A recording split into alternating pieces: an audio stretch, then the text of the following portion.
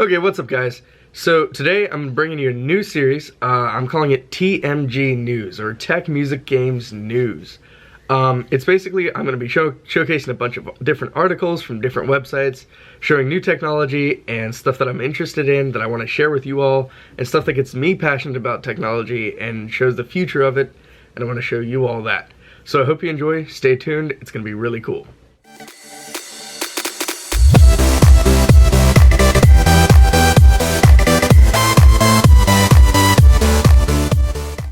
Okay, so let's get into the first article today. So the first article I found, which was interesting, is at South by Southwest that's happening right now, and a lot of stuff is going on about it.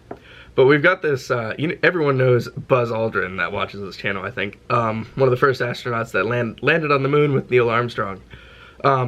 He's still going in his career, being 88 and all that. And I found this article really cool. He's working with a company called 8i. They're all into the Mars thing and how we can populate Mars and all this stuff. And Buzz Aldrin is working with them because he's like working on with this new VR program called Pathways Experience, where it takes you to VR, or in VR, to Mars to experience how to colonize it. I thought this article was really, really cool. The 8i team is working really hard on this, and it's the author of this article even asked Buzz Aldrin himself. When asked if he'd go to Mars himself, he responded, "I'm more valuable here than I could ever be." At 88 years old, virtual reality could be a means to not only solidify his legacy further, but it also allowed him to see his ideas for the future come to life. So he's able to show people new ideas for space through virtual reality without having to leave this earth. Thought that was pretty cool. This article's on Upload VR. We're going to talk about the VR stuff first, if I should have mentioned that, but like, we're going to go through VR stuff first, then some other stuff, and just kind of, yeah, this is what I'm interested in right now, is VR and then other tech. So, but this is the first article, super cool. I thought it's awesome that we're having like these simulators of how to colonize Mars, because I don't know if anybody remembers not too long ago, those couple of years ago, when people are like, oh, you can buy a one-way ticket to Mars to go colonize it for like, what was it, like $25,000 or $40,000, and you get one way, so you get to go there and you stay there and you colonize Mars, which is super interesting and super weird. Anyway, let's move on to the next article, because it's very important to this first article. So here it is. So this author, let's figure out where the author is. Charles Singletary was of Upload VR, was able to go and experience this Pathways VR. That was super cool. At South by Southwest 2017. And 8i, the company, they actually took, and so VR is at this point where they're having a hard time putting like actual people into virtual reality, where they can simulate graphics going into virtual reality. So this is the first time they're actually taking like a full person. As you can see on the screen, you can see old Buzz Aldrin here at 88 years old, actually in VR on Mars. Again, this is this guy's experience of the program that 8i has developed, called Cycling Pathways to Mars, or shorter known as Pathways. Yeah, it's really awesome. One thing he did note that was interesting and that really piqued my interest is that VR can not only like just help us in space travel and simulating space things for astronauts, but it could also not limit astronauts to one like set space mission or one set space planet or project. They can be moved from project to project just because they're getting that same hands-on training for every different type of project, which is super cool. Yeah. The experience now that this guy Singletary saw at South by Southwest was on an HTC Vive in room scale. For those of you who follow VR, room scale is pretty large. You can like set up the cameras a certain way so you get a full room aspect of it. I can't remember the exact dimensions, but it's larger than what the basic scale is with all the cameras and all that. It's super cool. Yeah. If you're out there, it's going until March 16th. If you're out in Texas right now, super cool place. Go check out the festival. There's a bunch of music stuff going on at South by Southwest. There's a bunch of tech and movies and all the different technology and just popular stuff going on right now is at South by Southwest. So if you're down in Texas, go check it out. It's really cool. One of my favorite bands that they played there last year. I think they're there again might be wrong on that, but Chan, they played there. But yeah, it's super cool. Music there is awesome. Anyway, we're on to the third article. This third article is really cool. So, as you all know, I'm really big into gaming, as the channel's called TMG Josh, Tech Music Games Josh. And so, I like esports. I watch Fnatic a lot, and I watch Ninjas in Pajamas. That's 2 esports teams, and I mainly watch the game Counter-Strike Global Offensive, or Counter-Strike Go, or CSGO for anybody. Anyway, this article is super cool because it is showing how the 2 most popular things in gaming right now, esports and virtual reality, are fusing together, which is super interesting. Basically, there's VR esports games coming out, but then there's also VR viewing esports, because they're having so many people come out to these esports events. For instance, like ESL that happened in I think it was New York this past time, or up and coming time. ESL stands for Electronic Sports League. For those of you who don't know, basically they don't have enough space for all the people that are coming out to it, so they're offering it on different mediums, or for people to view it on videos, Twitch, and all that stuff. Now they're incorporating virtual reality, which is cool because you can walk in this room and see all these stats of different teams and players and stuff, and the winnings and what's going on. You watch the live feed of each, and you can even see each person's screen, which is super cool. And that's what it's showing here. It's talking about record-breaking numbers of how many people are attending. 173,000 people attended, and another 40 million people tuned into via live streams across Twitch, Twitter, and dozens of television networks, because it's also, as some of you may not know, it's actually televised. Esports is televised on ESPN, the leading sports network, or whatever you want to call it. Sorry, I'm a little under the weather, but if I sound nasally or weird, just a tad bit under the weather. But Intel partnered with Sliver TV to broadcast IEM Katawas, which is one of the league and events, in 360-degree video as part of 2017 contract. That'll include 7 global esport events across ESL1 and IEM. Super cool. And then at Katawas is the included first-person virtual esports stadium experience, delivering immersive 360 VR space that includes live stats, replays, scores, in real time. That's what I was talking about a minute ago, where you see everything going on in VR. Super cool.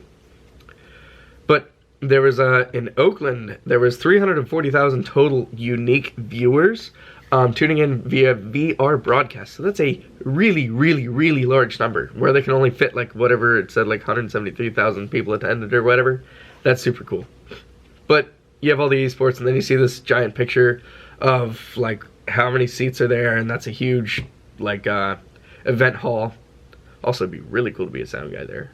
That'd be a lot of work and a lot of event support, but it's really cool. Excuse me, sorry, wow. But yeah, there's a video you can go and watch. I'll post all these links in the description, so you can go check those out down there. But yeah, there's a video that shows, like, Hyper Arena VR, the future of esports, and it's sponsored by, like, Vive and Oculus, which is interesting. Steam, Unreal, and G2A, or games, something like that, .com. Really cool game place. I'll link that one too. Anyway, super cool. Interesting that Vive and Oculus are, I mean, it makes sense that they're both sponsoring it, but it's interesting because they're both like just clashing right now as far as how they're both VR companies and they're really harshly competing. But yeah, that article is super cool. There's a picture of some of the gameplay of some of the VR games. Super cool article. Love how Intel's getting in this game of VR. Everyone's just in this game of VR right now because it's just going to take off. I'm telling you, people, go watch that VR video. It explains everything I was talking about, or I talk about with VR. Super cool. And then, next article, as an audio guy, I like music, I like audio, I'm nerdy about it, I'm geeky about it. This is a cool, super cool studio setup that they have.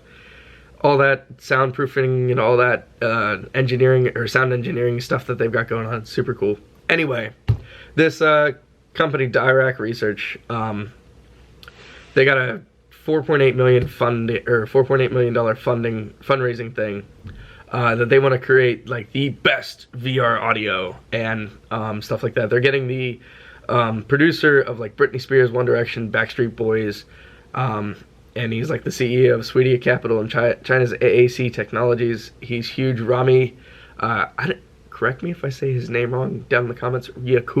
Rami Yakub. I don't know how to say his name. He's super good. I mean, he's super talented at what he does. He's holy crap. He produced for Britney Spears. Anyway, they've got this whole new project of making like VR audio better. Basically, like he has this quote where like, if the phone rings to your left, the sound waves enter your ear to your left ear a fraction of a second before your right, and then they bounce off your shoulders, and all these ways that they have the sound waves bounce off everywhere. And they're researching all this and using more real sense audio for VR, just because you're immersing yourself in a totally different world that isn't the correct reality that you're in, or that isn't real reality. And so they have to have the audio to match, because if you just have video, you aren't fully immersed. Audio is a huge part of games and VR and virtual reality, or well, VR and virtual reality, same thing, but a huge part of your daily life. You may not realize it, but the audio really determines what happens to you and how you react to things. And so right now VR is kind of hindered by that, more by like the whole data packet transfer with Wi-Fi and all that, but a lot by this. And so this is really cool that this company, Dirac Research, there we go, is coming up with something, and they're teamed up with a bunch of cool guys that know a lot about what they're talking about and what they're doing. And so I hope it works. I hope it works and just gets VR audio awesome. That's gonna be super cool. But the way they call that audio, it's called dynamic HRTFs. So yeah, if you want to Google that. Like I said, I'll post all these links in the description and all that stuff. So another cool thing. So VR can't happen with real stuff without cameras. As you all know, I'm shooting this with the camera. This isn't VR, but like, you know what I mean. Chinese police dogs. Interesting concept. Chinese police dogs using 360-degree cameras to help facilitate VR to help protect and serve. Interesante, or interesting. Anyway, the Beijing police have like brought these dogs, and you can see the police officer putting this harness on a dog, and it's like only weighs like 155 kilograms, or sorry, not kilograms, grams. Wow, that'd be heavy. 155 grams, and it's like really sturdy, so it doesn't break in anything, and it can go through small spaces. It's pretty small, but it's basically, it enables the police department to find evidence of stuff and get clues and just solve crimes better. It's a super cool concept. I could see it being put to use here in America. I'm surprised it hasn't yet.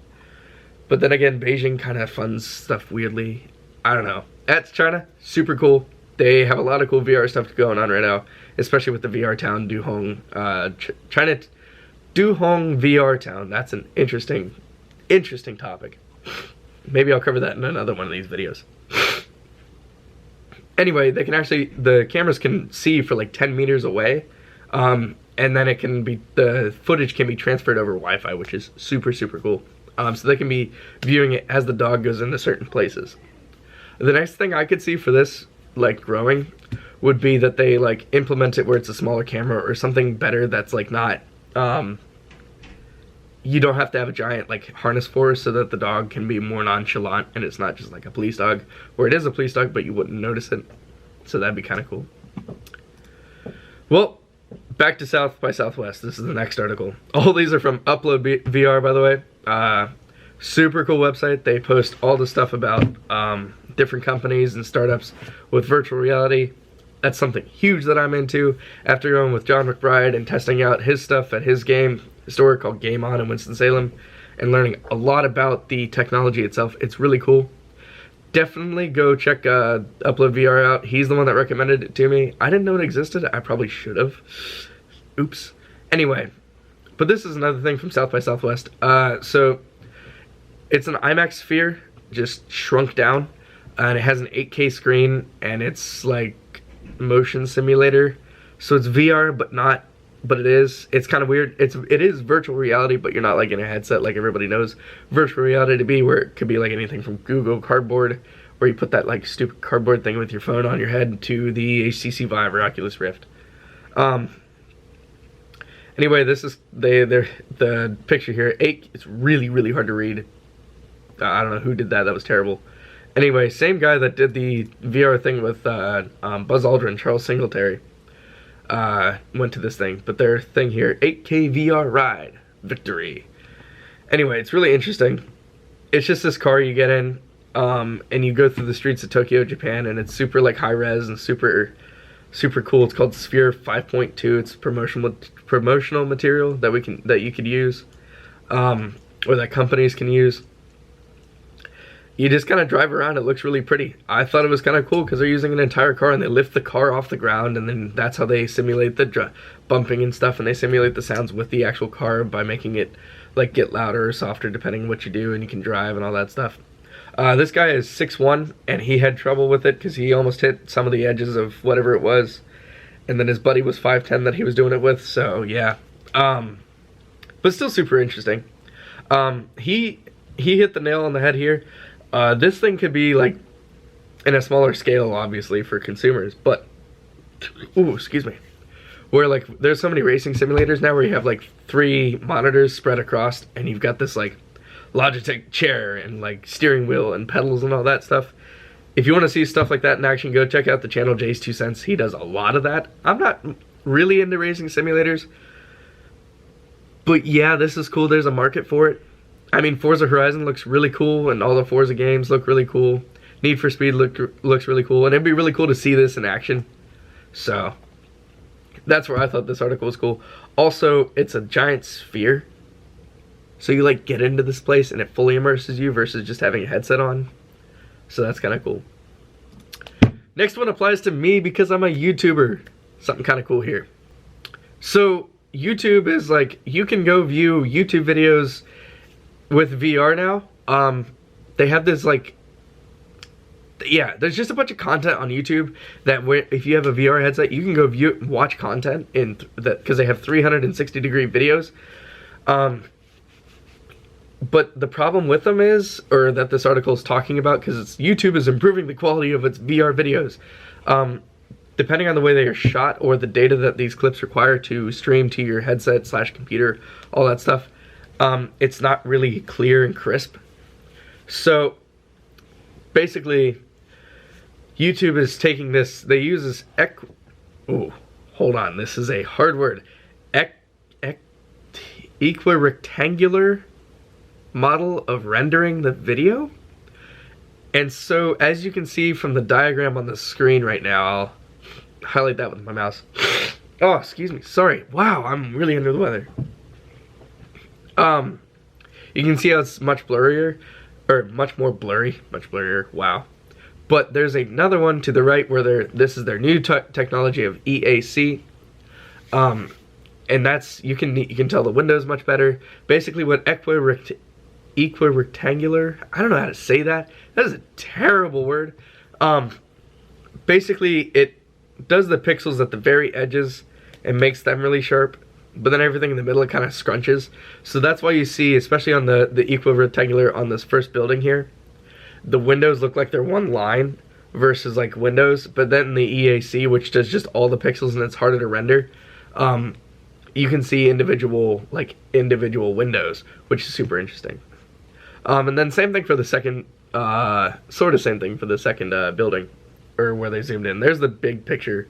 There's a video framed, and you can see where the very edges are like oh wow, very blurry. But the middle of it isn't. That's because the way the VR headset works. Anyway, you can again see where the edges on the equirectangular are very blurry, but the very sharp edges on the EAC are kind of more refined. Still kind of blurry, but still more refined. Super cool. But yeah, that's how they're rendering videos to send to you versus when they're uploaded. So thought this was cool. A lot of us watch YouTube. I'm a YouTuber, stuff like that. So yeah, that's kind of cool. Cool, so now we move from upload VR to something else. I think this will apply to a lot of you. Netflix. So as you all know, whoever watches Netflix, you can rate videos and movies using a 5-star system. 5-star meaning awesome, 1-star meaning great or not so good. No stars meaning you didn't vote.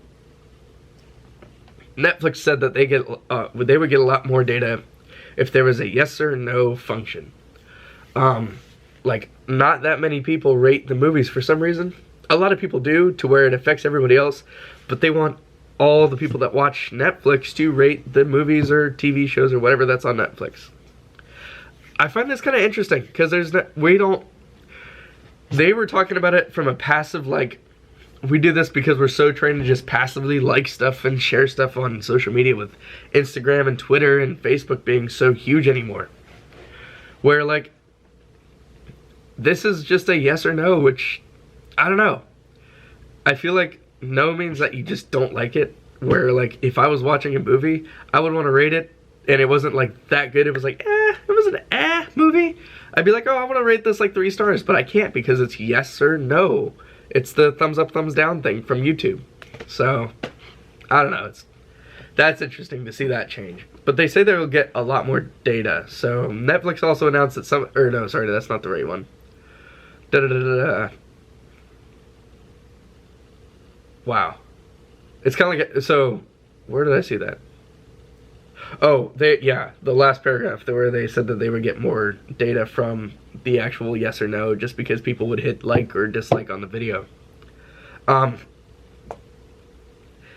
They coined it as, it's almost like a Rotten Tomatoes rating customized for your liking. I don't know if that's necessarily true, but anyway. Just thought of something. I'm gonna increase the size of this so that y'all can see this stuff, because it looks like it's kind of small. I hope that helps. Oh, wow, that's a lot. There we go. That looks like it's easier. Cool, I hope that's easier. Sorry guys, I'll fix that for the next episode. Oh, sorry, I had to go fix my nose because it was bothering me. I'm so, like, stuffed up. I was sick earlier this week. Anyway, this article is super cool. So, we all know that there's self-driving cars out there. Google's got some, BMW's got some, Ford's got one, Tesla's definitely got one. Anyway, Uber is developing a self-driving car now, or they're partnering with some company, something like that. Anyway, Kate Conger, 14 hours ago, posted this, which is very recent. This video is being shot on Friday, and it'll go up Monday the 20th. So it was put up 14 hours ago, so in Thursday, which is the 16th of March. Yes, the 16th of March. Anyway, there's a legal battle going on right now between Google and Uber on the development of self-driving cars, and it looks like it's like a Facebook ZeniMax thing where it's going to be very, very ugly. Anyway, same kind of concept. Trade secrets from Google, or Google claims that their trade secrets were stolen by former employees who went to Uber. So probably another NDA violation or non-disclosure agreement violation. This one's for a lot of stuff. Also, and it's for their self-driving trucks, which is going to make shipping better, hopefully, maybe. But it's going to lose a lot of truck driver jobs. I don't know what that's going to do. Anyway,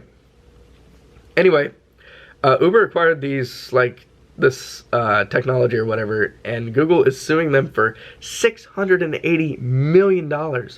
Holy crap. That alone is bigger than what Facebook settled for with ZeniMax, but, like, at the same time, it's not as big as what ZeniMax started with. Anyway, it's kind of worrying. It's cool to see that there's a lot of competition going on for self-driving cars, because then we won't have to drive, but at the same time, I don't want somebody else controlling the car that I'm in. I want to have control of my own life here. I don't know. I'm weird on the self-driving cars thing. I want to still drive my own car. So, yeah. But anyway, it's still super cool. And just keep on lookout for this Google Uber mess that's about to happen. Uh-oh. But yeah. Uber's attorney, Gonzalez, he told reporters that Uber plans to argue in upcoming filings that the whole matter belongs in arbitration between Google and Lewandowski. Lewandowski is the former employer. Yeah. Uber also pushed back against Waymo's another former employer, or Google's claims that none of Uber's in-house lawyers should be allowed to see unredacted versions of the court filings that contain Google trade secrets because they work for Uber. Kind of weird law. It's like, I don't know law that well, but it's interesting to watch and see what happens. Yeah. But there was, like, a lot of documents. I mean, look right here. 14,000 sensitive documents were downloaded. by Lewandowski from a secure repository just before quitting. Did it happen? Don't know. Happened in January 2016. Why is it being just brought up now? Oh boy. Okay. Why didn't they notice this when he first left? I don't know. I'm not on anybody's side. It's just kind of a weird fight. I get it though. Anyway, for all y'all coffee drinkers out there, myself included, I don't shop at Starbucks that much, but at the same time, this guy, there's a video, it's really, really cool. You definitely need to go check it out. There's a button that he's attached for his phone, and it connects via Bluetooth or something like that, or any NFC. Basically, he touches this button, and it orders his favorite drink at Starbucks, and he just goes and picks it up. Anyway, he took a physical button, pre-orders his favorite, Ryan Pickren, pre-orders his favorite Starbucks drink with one press, and he's heading out the door. The button itself is the Amazon button that you can buy, but there's a hacker, you can like hack it if you know how to do that stuff. I don't, because they pre-configure it to sell you like things like laundry detergent, cat food, and stuff like that. It's for other stuff. But you can use it for Starbucks, and as you can see, the GIF or GIF or however y'all say it, I think it's GIF, but it pops up on his phone like, oh, here's how much he's charged and all that stuff.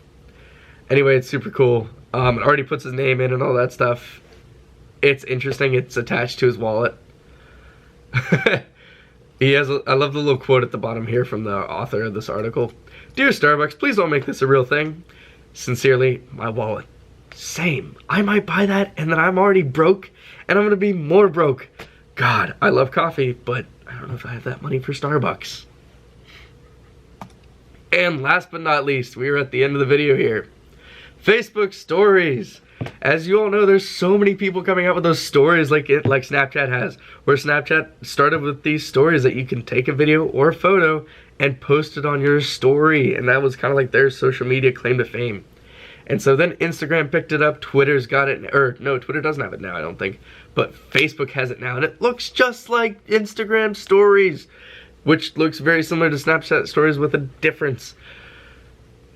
It's just another clone. Like, y'all, chill out, man. Like, Snapchat is Snapchat.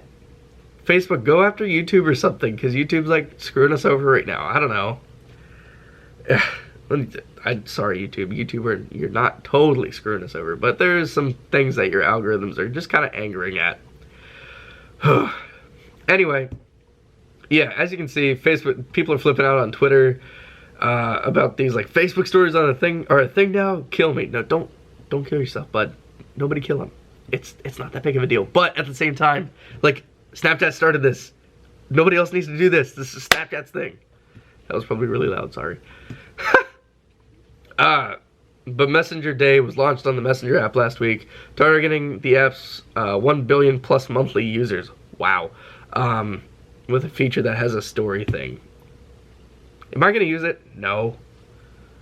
Probably not. Maybe. I don't know.